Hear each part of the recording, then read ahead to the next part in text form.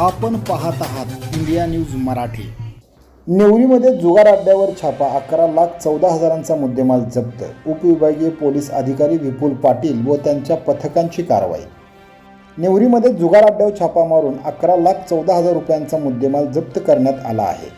अक्षय सुनील धुमाळ वय 22, प्रशांत संजय घोरपडे वय 26, साईराज नंदकुमार बोडरे वय 34, अमित महादेव भिंगारदेवे वय 24, बिरजू दिनेश पाटील वय 29 सर्व राहणार विटा आणि नाता सुदाम गुरव वय 40 राहणार कडेगाव अशी ताब्यात घेतलेल्यांची नावे आहेत। सदर कारवाई उपविभागीय पोलीस अधिकारी विपुल पाटील आणि त्यांच्या पथकाने पार पाडली आहे।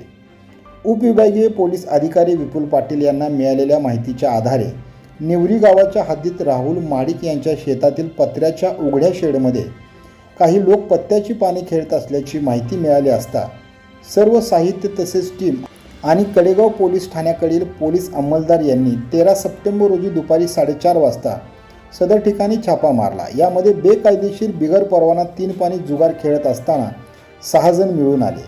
त्यांना पोलिसांनी ताब्यात घेतले असून रोख 54,000 रुपये आणि 10,60,000 रुपये किमतीच्या 5 दुचाकी आणि 1 चारचाकी असा 11,14,000 रुपये किमतीचा मुद्देमाल मिळून आला। मुद्देमाल जप्त करून विटा पोलीस ठाण्याचे पोलीस नाईक श्रीकांत कुंभार यांच्या फिर्यादीवरून कडेगाव पोलीस ठाण्यात गुन्हा दाखल करण्यात आला असून पुढील तपास कडेगाव पोलीस ठाणे करीत आहेत।